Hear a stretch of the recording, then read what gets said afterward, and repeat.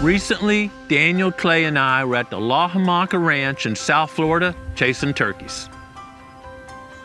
During the second morning of our hunt, we slipped in and happened to sit right under the trees where some toms were roosted. The toms pitched off the limb and hit the ground right in front of our setup. I truly enjoyed that hunt as I watched the toms work our setup with a beautiful South Florida sunrise behind them. After I had punched one of my turkey tags, Daniel grabbed a Winchester and he and Clay went hunting.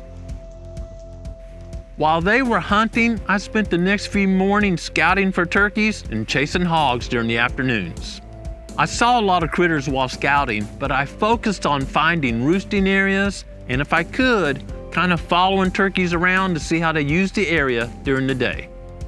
While scouting one afternoon, I spotted some toms out in a pasture, and I followed them around using my bird's binoculars until they went into some timber close to dark.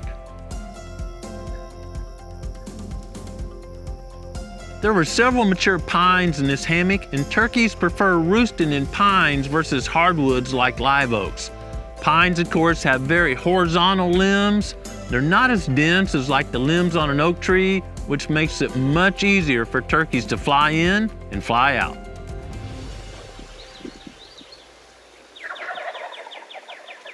The next morning before daylight, I was standing on the downwind side of that hammock, and you may wonder why I'm worried about wind direction since I'm hunting turkeys.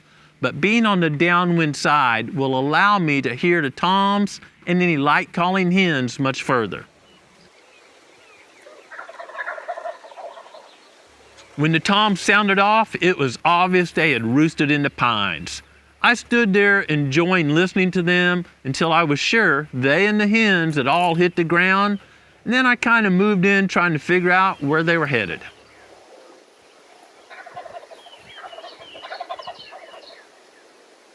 After satisfying I had a good pattern, I eased out of the area and went back to the lodge and was happy to hear that Daniel and Clay had tagged a tom. After celebrating that, Clay and I decided we'd hunt the roosting area I'd found. Growing Deer is brought to you by Bass Pro Shops and Cabela's. Also by Reconics, Green Cover Seed, Winchester, Avian X Decoys, Lacrosse Footwear, Fleet Outdoor Apparel, Morel Targets, Hoyman, Hooks Custom Calls, Summit Tree Stands, RTP Outdoors, Yamaha, Fourth Arrow, Onyx Hunt, Scorpion Venom Archery, Case IH Tractors, Burris Optics, Bloodsport Arrows, Code Blue, Decode, G5 Broadheads, Prime Bows, and Redneck Hunting Blinds.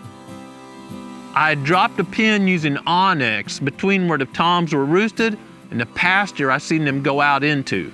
And that pin would be our guide to slide in before daylight the next morning and set up. We're just a few yards, and there's that pasture right there.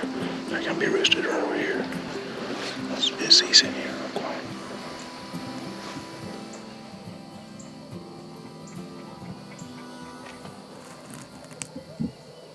It was barely light when I heard Clay whisper he heard a tom flying down.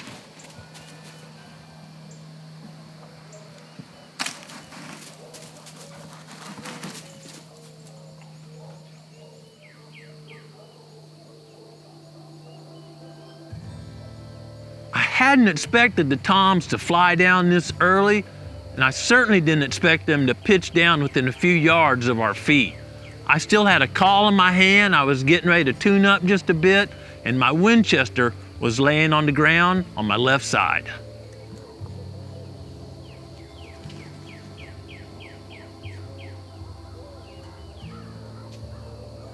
Two of the toms kind of walked around while the dominant tom strutted.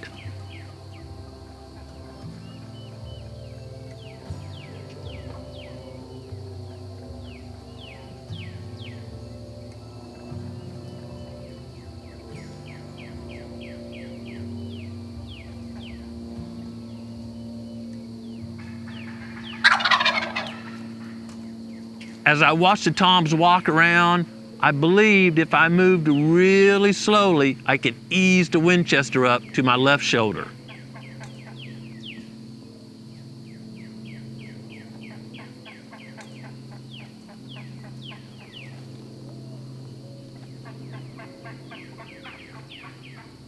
The toms had drifted to our right just a bit, and I was able to get the shotgun up and prepare for a shot.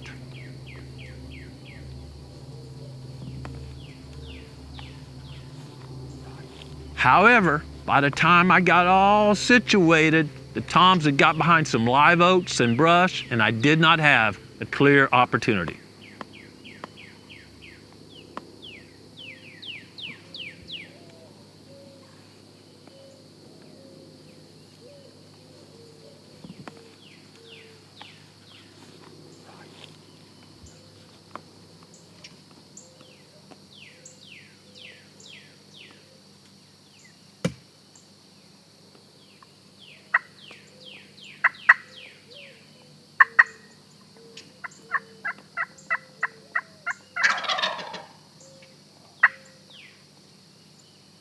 If you look closely, you can see some hens through the trees and a small opening behind the toms. And that's where I thought those toms would pitch down and land.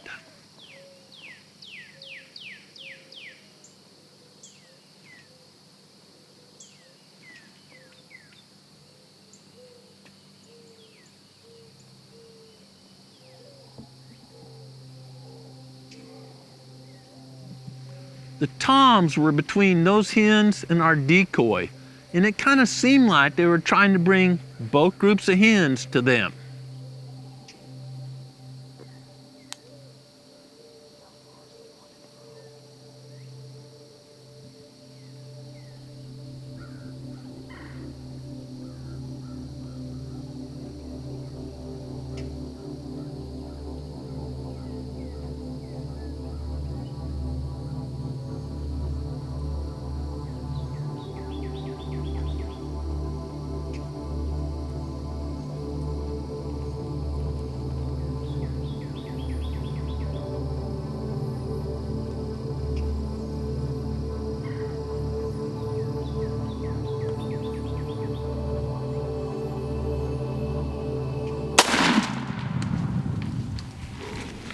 Are you kidding me? I mean, are you kidding me?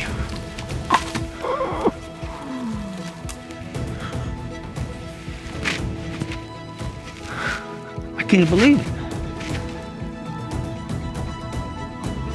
It's just hard for me to really get a grip on how this turkey season 2021 has started for me and the Growing Deer team. I mean, man, it's just been fun. We've just been having fun, man. I mean, just a great turkey camp. And Clay and I come out here yesterday afternoon again, hog hunting, listening for turkeys, and we're coming through to the stand at live oaks over here, maybe 200 yards that way, and I'm ahead of Clay just a little bit, just putzing around out in this pasture, and I saw a gobbler. We watched those turkeys come back in this par timber, so Clay and I say, hey man, we're just get up early, we're just walking there in the morning. Sure enough, we come in here and we put this hen out close because they've been flaring off decoys this year. So she's not too far off our toes, thinking, boy, they might hang up out there.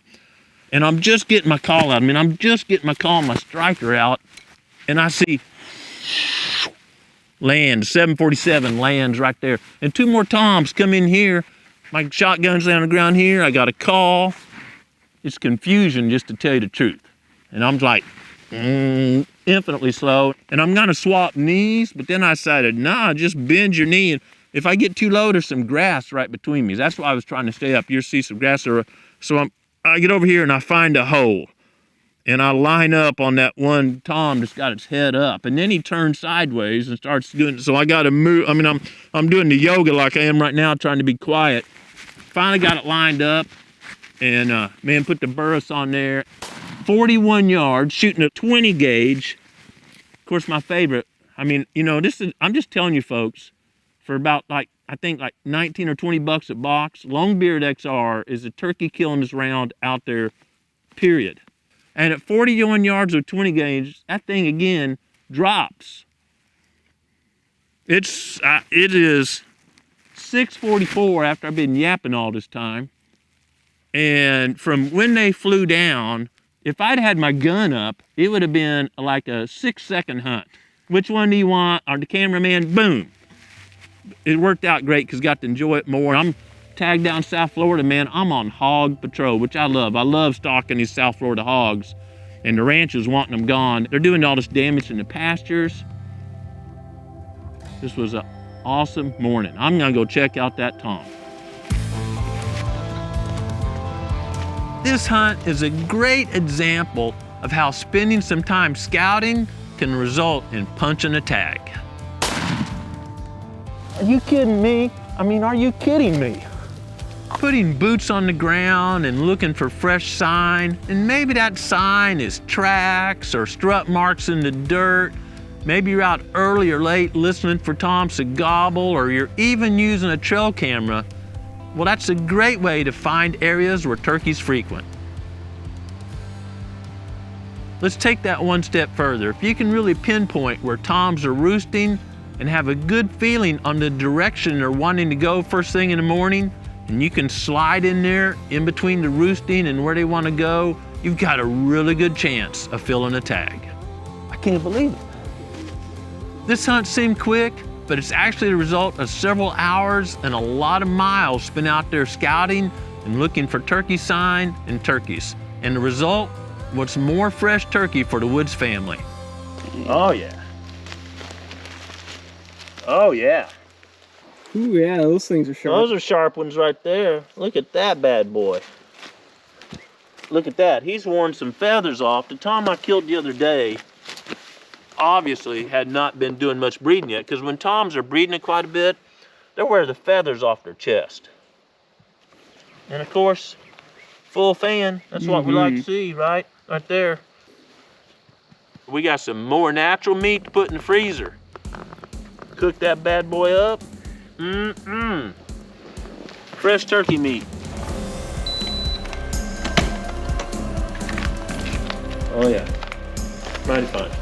Understanding how critters use different types of habitat and using that information to guide your scouting or formulate a strategy to go hunting is a great way to get outside and enjoy creation. I hope you have a chance to do the same this week, and more importantly, I hope you take time every day to be quiet and listen to what the Creator is saying to you. Thanks for watching Growing Deer.